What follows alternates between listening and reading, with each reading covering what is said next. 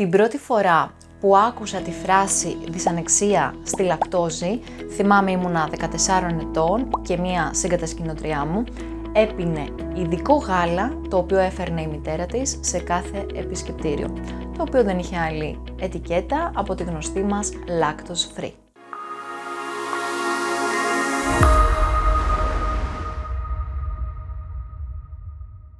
Καλώς ήρθες στην εκπομπή μου. Είμαι η Ειρήνη Κωνσταντάκου και στο σημερινό επεισόδιο θα μιλήσουμε για τη δυσανεξία στη λακτόζη. Ας δώσουμε πρώτα τον ορισμό. Η δυσανεξία στη λακτόζη είναι η αδυναμία του οργανισμού μας να μεταβολήσει το δισακχαρίτη λακτόζη, ο οποίος αποτελείται από γλυκόζη και γαλακτόζη, από το ένζυμο το οποίο ονομάζεται λακτάση, το οποίο παράγεται στο λεπτοέντερο.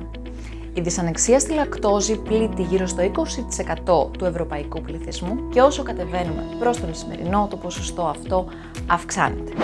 Πάμε να δούμε με ποιες εξετάσεις ανιχνεύεται η νόσος.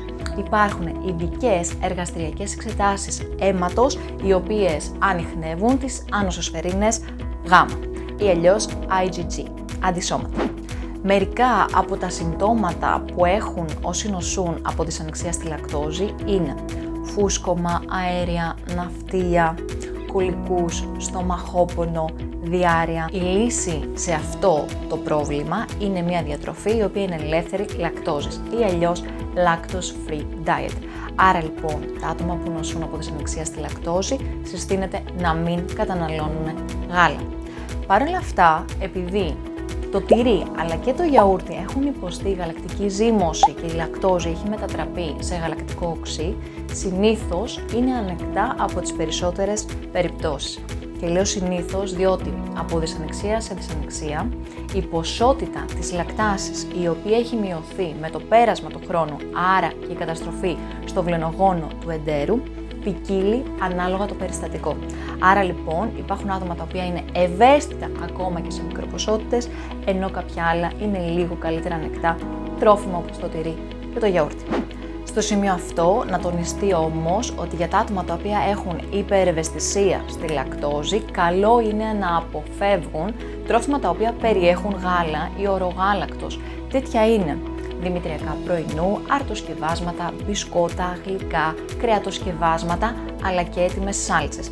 Έτσι λοιπόν, καλό είναι να κοιτάτε είτε αν υπάρχει συγκεκριμένη ετικέτα η οποία να αναγράφει πάνω στο τρόφιμο ότι είναι lactose free, είτε να διαβάζετε πολύ προσεκτικά τις διατροφικές ετικέτες και τα συστατικά των τροφίμων τα οποία καταναλώνετε. Αλήθεια, πριν από αυτό το επεισόδιο είχες ξανακούσει τι είναι ή πώς ανιχνεύεται η δυσανεξία στη λακτόζη? Εάν ναι, θα ήθελα να μου αφήσει ένα σχόλιο για να δω πόσοι από εσάς γνωρίζετε τι είναι ακριβώς η νόσος και πώς και τι αποφεύγουμε. Αν σου άρεσε αυτό το βίντεο, κάνε like και share με τους αγαπημένους σου. Εάν δεν έχεις εγγραφεί στο κανάλι μου, κάνε το τώρα και πάτησε την καμπανούλα για να ενημερώνεσαι για τις προσεχείς ενημερώσεις. Εάν έχεις απορίες ή σχόλια σχετικά με τη δυσανεξία στη λακτόζη, μπορείς να τις αφήσεις κάτω από αυτό το βίντεο και θα απαντήσω άμεσα. Τέλος, μπορείς να με ακολουθήσεις σε Facebook, Instagram και LinkedIn. Εμείς ανανεώνουμε το ραντεβού μας σε μία εβδομάδα ακριβώς. Φιλιά πολλά! Γεια!